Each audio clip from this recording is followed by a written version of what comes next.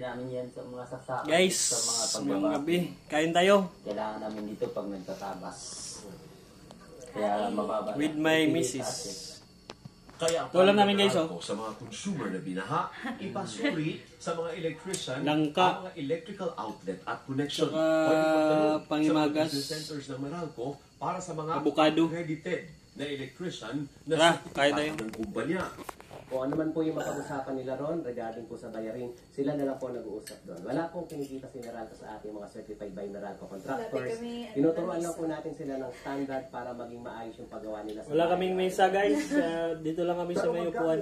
Sala. Gastos kapag pina-check sa isang accredited electrician ang mga binahang outlet sa bahay. Ang pangamba kasi ng mga ordinaryong mamamayan, baka tagain naman sila sa singil ng mga electrician. Kung check-up lang, Makain ba kayo nito?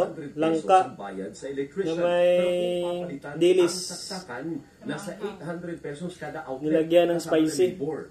Pag kinumpute natin yung ano nun, sir, yung apat na outlet kung labor na naman, siguro masasama na halos sa sa 3-2 na yan Ano yun? O halos mga ano, kung ang sa ang ano niya, Tamang signal nood lang niya sa mga TV. 800. Pero bakit nga ba kailangang ipasuri ang mga electrical outlets kapag nalubog sa baha? Kasi po nagkakos po yun ng pagkasira po ng mga wire sa loob. Nagkakos din po Samahan ito guys oh. Avocado. Kailangan po i-check po lahat ng mga outlet or saksakan. Avocado. Samantala, sa mga probinsya, nasa 10,000 customers ng 5 electric cooperatives ang walang kuryente dahil sa mga pagbaha at landslides dulot ng bagyo at habagat. Yung iba pong areas ay flooded po. So there are conducting po na manual shutdown for the safety rin po ng mga consumers na hindi po ma-electrocution po. Binabantayan din ng NEA ang supply ng kuryente sa mga evacuation centers, mga ospital at iba pang critical facilities na prioridad sakaling magka-brownout. Mainit ba? Sa latest na pahayag ng Meralco, tiniyak ng kumpanya sa publiko na patuloy ang kanilang pagsisikap para maibalik ang kanilang serbisyo sa mga natitirang customer na wala pa rin kuryente dahil nga po sa masamang panahon.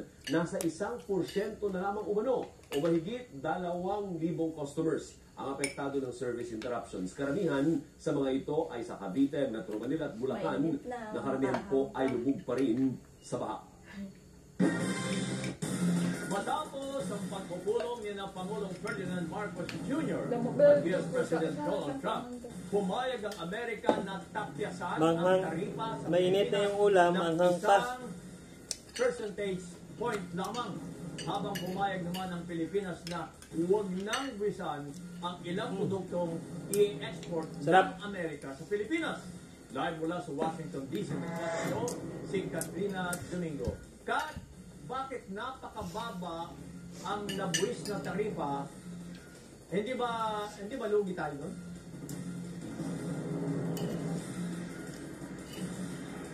Kabayan, sa kabila ng pakikipagnegosyasyon ng Pilipinas sa Amerika, hindi kasi natin maipagkakaila na napakalaki ng trade deficit natin sa kanila. Ibig sabihin, Bukas ulit. mas malaki yung